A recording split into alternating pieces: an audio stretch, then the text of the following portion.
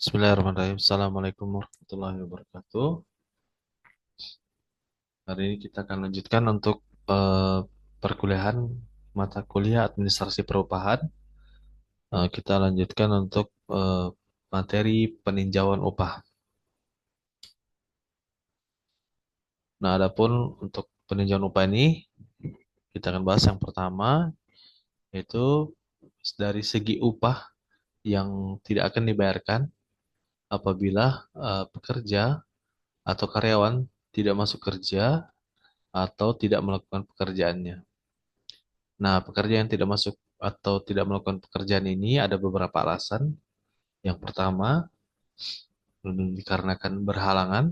Kemudian kedua, melakukan kegiatan lain di luar pekerjaannya. Dan ketiga, menjalankan hak waktu istirahat kerjanya. Dan alasan pekerja tidak masuk kerja, dan ini karena tidak melakukan pekerjaan, karena berhalangan, seperti pekerjaannya yang sakit. Kemudian kedua adalah pekerja wanita yang sakit pada hari pertama dan hari kedua masa haidnya. Sedangkan untuk pekerja yang tidak masuk bekerja, ini ada beberapa alasan dikarenakan ada yang menikah, ada juga dalam alasan menikahkan anaknya, kemudian ada menghitankan anaknya, kemudian istri yang melahirkan atau keguguran kandungan, dan ada anggota keluarga yang meninggal dunia. Nah, itu adalah beberapa alasan pekerja yang tidak masuk bekerja. Sedangkan yang ketiga, alasan yang melakukan pekerjaan, tidak masuk bekerja karena ada pekerjaan di luar pekerjaannya, yaitu yang pertama, menjalankan kewajiban terhadap negara, kemudian menjalankan kewajiban ibadah yang diperintahkan agamanya, dan yang terakhir, melaksanakan tugas pendidikan dari perusahaan. Nah, terus alasan tidak masuk kerja karena waktu istirahat tadi, ini ada beberapa, seperti hak istirahat mingguan, kemudian cuti tahunan, istirahat panjang, cuti sebelum dan sesudah melahirkan, dan juga ada cuti keguguran kandungan. Nah, ini adalah juga beberapa alasan tidak masuk bekerja karena menjalankan hak waktu istirahat kerjanya. Nah, pengusaha wajib membayarkan upah apabila pekerja bersedia melakukan pekerjaan yang telah dijanjikan, tetapi pengusaha tidak mempekerjakannya. Nah, ini dikarenakan adanya kesalahan sendiri atau kendala yang seharusnya dapat dihindari oleh pengusaha.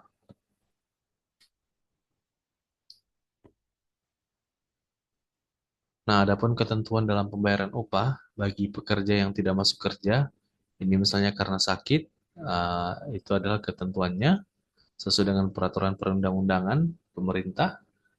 Itu yang pertama, untuk 4 bulan pertama, ini upahnya dibayarkan 100% dari upah. Kemudian untuk 4 bulan yang kedua, ini nanti akan dibayarkan 75% dari jumlah upahnya. Kemudian 4 bulan yang ketiga dibayarkan 50% dari upahnya. Dan untuk bulan selanjutnya akan dibayarkan 25% dari upah sebelum nantinya adanya pemutusan hubungan kerja yang nanti akan dilakukan oleh pengusaha. Nah, ketentuan pembayaran upah bagi pekerja yang tidak masuk karena sakit pada hari pertama dan kedua masa haidnya. Nah, ini pembayaran upahnya nantinya akan disesuaikan dengan jumlah hari dalam menjalani masa sakit haidnya, dan paling lama dihitung selama 2 hari. Kemudian ketentuan upah yang dibayarkan bagi pekerja yang tidak masuk kerja atau melakukan pekerjaan tidak melakukan pekerjaannya adalah seperti pekerja yang menikah, ini upahnya akan dibayarkan selama 3 hari. Kemudian upah alasan menikah anaknya ini akan dibayarkan selama 2 hari. Kemudian menghitangkan anaknya dibayar selama 2 hari. Kemudian istri melahirkan atau keguguran kandungan akan dibayarkan selama 2 hari. Kemudian adanya anggota keluarga yang meninggal akan dibayar selama 2 hari. Nah, ketentuan upah bagi pekerja yang menjalankan kewajiban terhadap negara dan tidak melebihi 1 tahun dan penghasilan yang diberikan oleh negara itu kurang dari besarnya upah, biasanya maka pengusaha wajib membayar kekurangannya.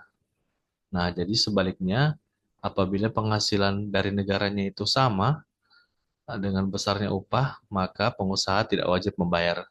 Nah, jadi ketentuannya, misalnya dia ada tugas negara atau ada tugas negara, kemudian yang diberikan oleh negara ini kurang besar upahnya dari yang biasa dia terima pada saat dia bekerja, maka pengusaha wajib membayar kekurangannya.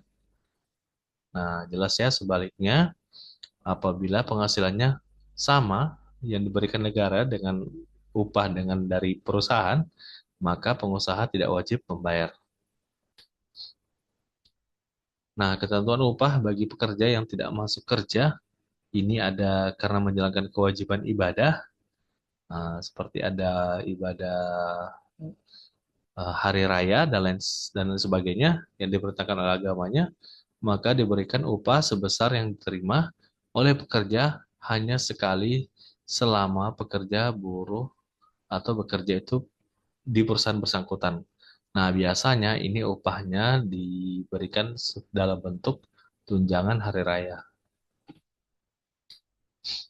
Nah, ketentuan upah yang diterima yang tidak melakukan pekerjaan ini dikarenakan melaksanakan tugas pendidikan dari perusahaan, maka akan diberikan upah yang biasanya diterima oleh pekerja. Jadi tetap pembayarannya tetap walaupun apabila dia mengerjakan tugas pendidikan dari perusahaan. Jadi upah yang didapatkan tetap tidak ada potongan. Nah, kemudian ketentuan upah yang dibayarkan kepada pekerja yang tidak masuk karena menjalankan hak waktu istirahat kerjanya, maka upah yang diterima sebesar yang biasa diterima oleh pekerja. Jadi upahnya juga tetap diterima sesuai dengan tadi ketentuan berapa besaran upahnya. Nah, itu tadi beberapa ketentuan upah. Uh, Salah pertemuan selanjutnya kita akan membahas kembali tentang beberapa ketentuan upah uh, yang tertuang dalam peraturan pemerintah tentang pengupahan. Terima kasih untuk pertemuan hari ini. Saya akhiri. Wassalamualaikum warahmatullahi wabarakatuh.